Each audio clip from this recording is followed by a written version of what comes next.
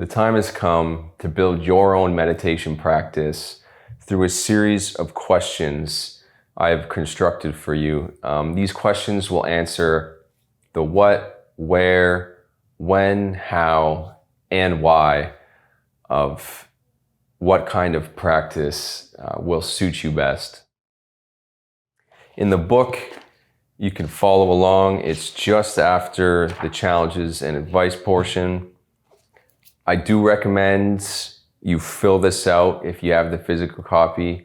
I also included instructions with the digital copy download on how to fill it out on your computer as well. So yeah, I do recommend you fill it out.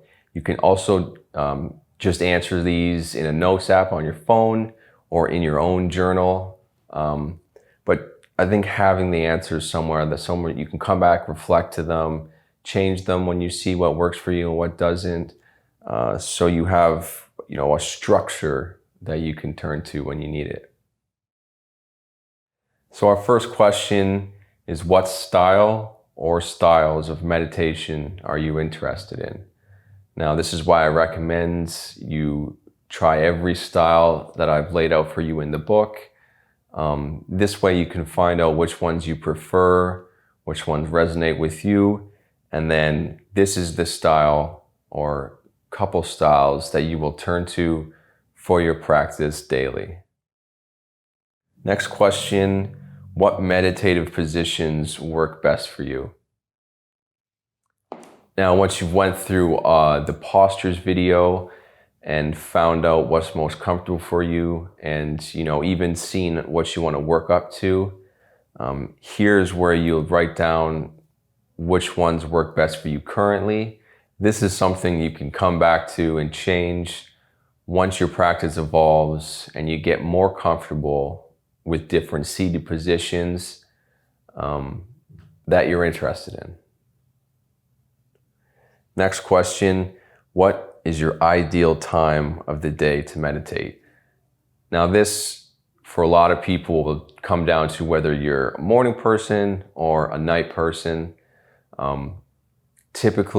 Traditionally anyways, the best time of the day to meditate is directly with the rising of the sun. For a lot of us, that's just, absurd and a little too early. So right when you wake up, before you're going to work, sometime like that, or right before you go to bed, right before you're about to get in bed is usually the most popular times. Personally, I'm outside those norms. I kind of meditate once I've moved through a lot of my morning routine. It's more near midday for some reason. Obviously it fluctuates, but it doesn't have to be first thing in the morning or at night is all I'm trying to say.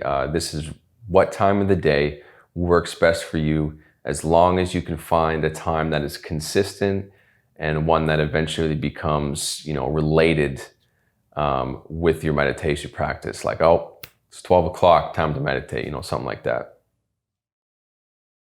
What quiet space will you use for your practice? So yeah, find what spot in your house or multiple spots if you, for some reason, need to do your meditation practice at work. Just a quiet space that you can use for meditation. It doesn't have to be an entire room. As I talked about in the Creating Space video, it just has to be a small spot that is quiet for you, relaxing, and can provide a good environment for you to come to daily for your meditation practice. What goals do you have for your practice?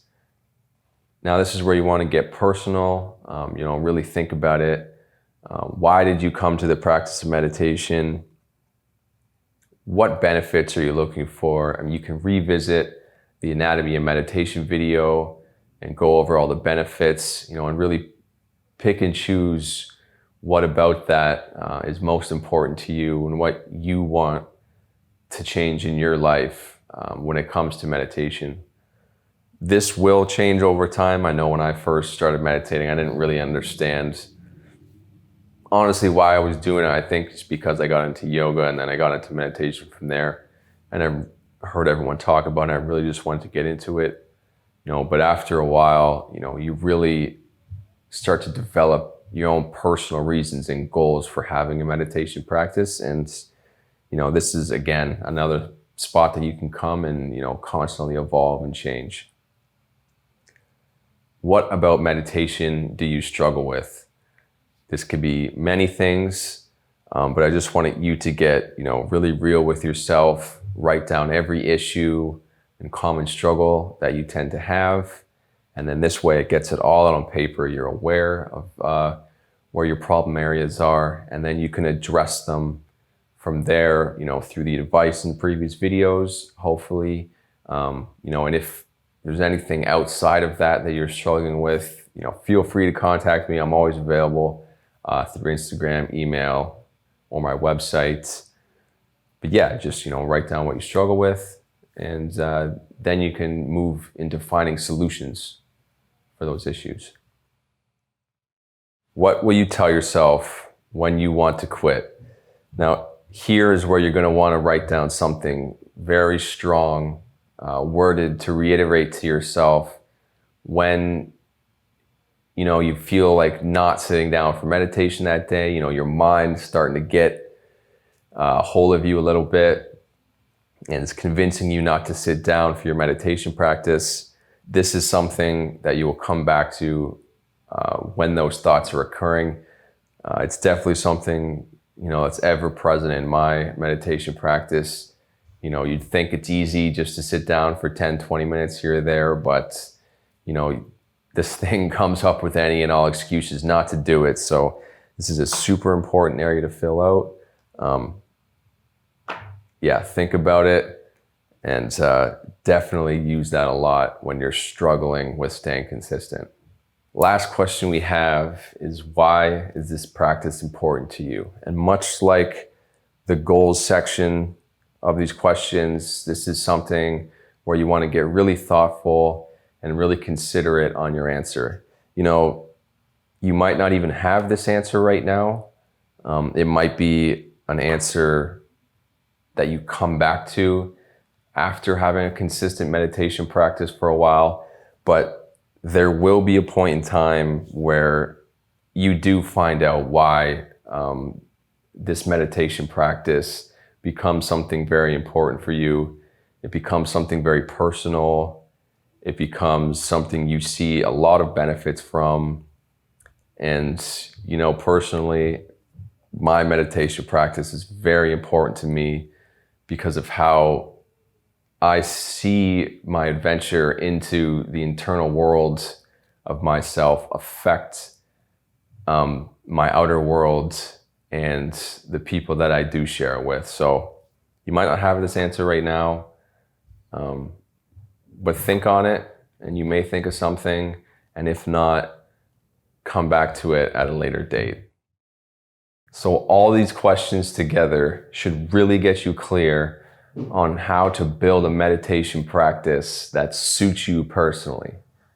And I really recommend that the practice that you create from these questions is something that you continue to do daily, continue to evolve and reflect upon, and these questions can eventually, turn into different answers, and create, a really great practice that suits you and where you're at, as it evolves and changes and becomes something, really important. It's super important to remember also that this practice is a serious marathon. It's not a quick achievement. It's not a sprint. It's something that you will be working on for the rest of your life. So turn it into something that's super enjoyable. I know as soon as you start to see the benefits that come from meditation, outside of just reading what the benefits are, once you actually start to embody some of those benefits, it'll become very apparent that, it's something you're going to want to continue to do daily for the rest of your life.